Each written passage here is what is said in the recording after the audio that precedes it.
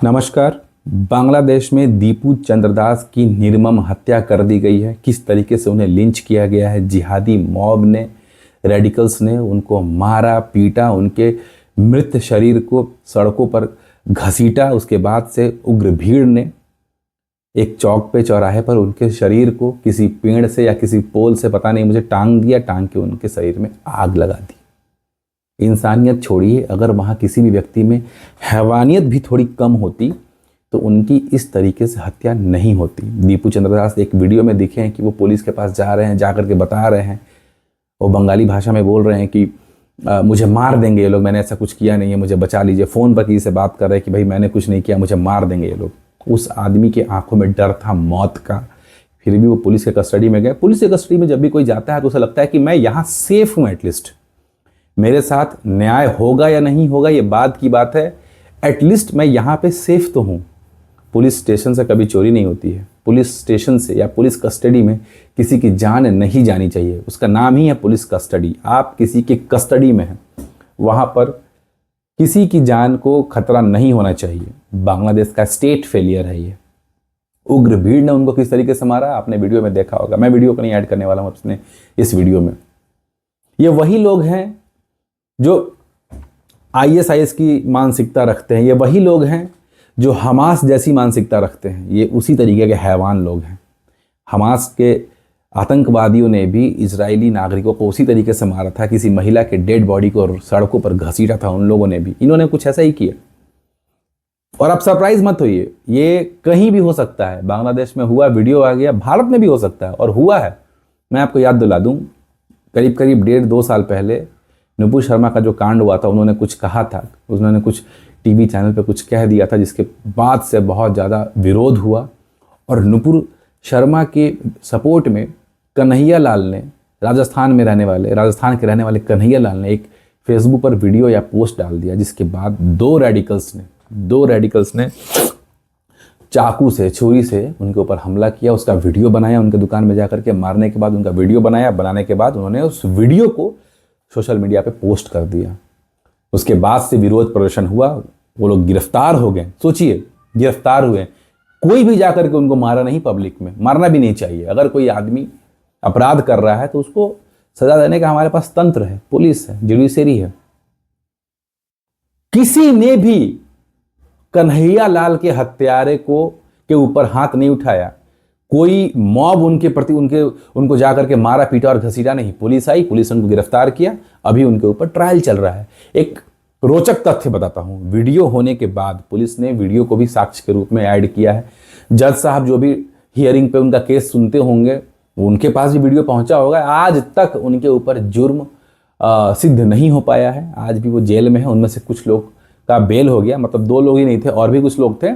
2 लोग तो एक्चुअल में क्राइम किए थे, उसके अलावा भी और लोग थे जिनका बेल हो गया। बाकी 2 लोग अभी भी जेल में हैं, मस्त खा रहे हैं, पी रहे हैं, चल रहा है उनका काम।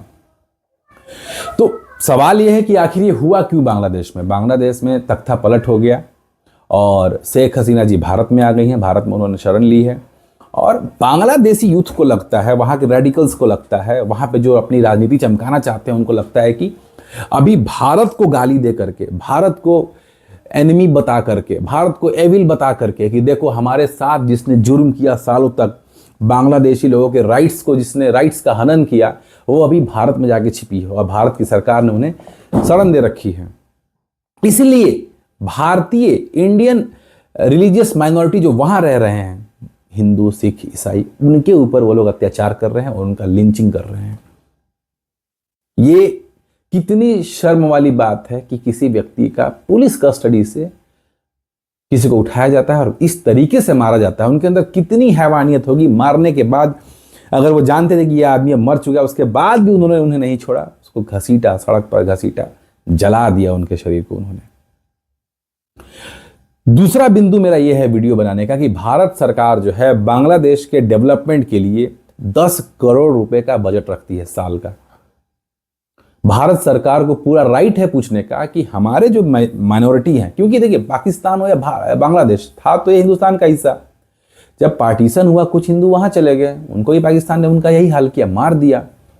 बांग्लादेश में जो हिंदू गए उनके लिए साथ भी यही हो रहा है। भारत की सरकार को अपने माइनॉरिटीज का ख्याल रखना चाहिए, क्योंकि हिंदुओं के लिए बस एक ही देश है, वो है हिंदुस्तान। हम एक सेकुलर मुल्क हैं, बट फिर भी हिंदुओं के लिए सिर्फ एक ही देश है। और किसी भी देश में, चाहे वो 56 इस्लामिक कंट्री हो या फिर बाकी क्रिश्चियन कंट्रीज हो, वहां पर हिंदूज नहीं मिलेंगे आपको। हिंदुओं का बस एक ही देश है।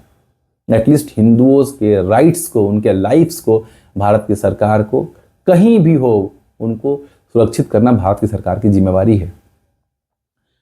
भारत की सरकार $10 बिलियन खर्च कर रही है। क्या भारत की सरकार को यह हक नहीं है सुनिश्चित करने का कि भाई हमारे रिलीजियस माइनॉरिटीज का क्या हाल है बांग्लादेश में?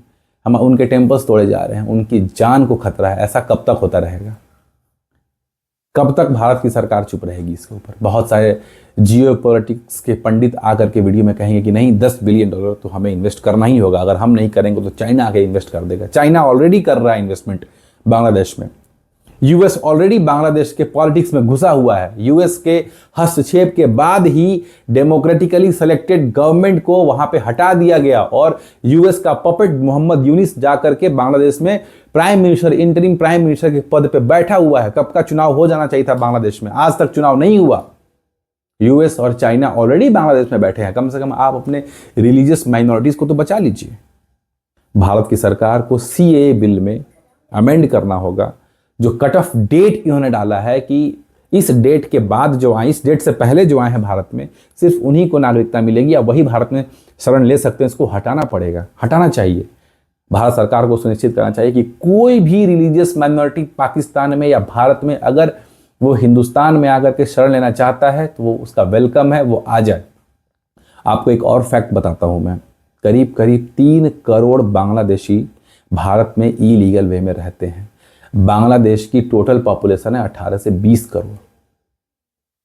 18 से 20 करोड़ यानी कि करीब करीब 10% से ज्यादा पॉपुलेशन बांग्लादेश की वो भारत में रहती है, इलीगल वे में रहती है।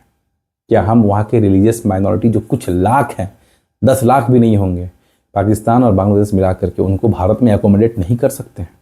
कब तक इस तरीके से उनका लिंचिंग होता रहेगा? भारत की सरकार को सुनिश्चित करना चाहिए ये।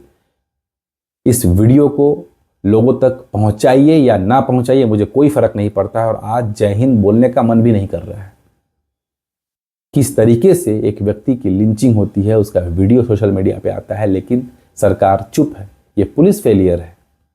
ये जिहादी मानसिकता के लोग हैं, ये रेडिकलाइज्ड लोग हैं, ये कहीं नहीं रुकने वाले हैं।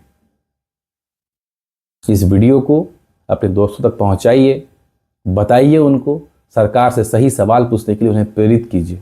जय हिंद, वंदे मातरम।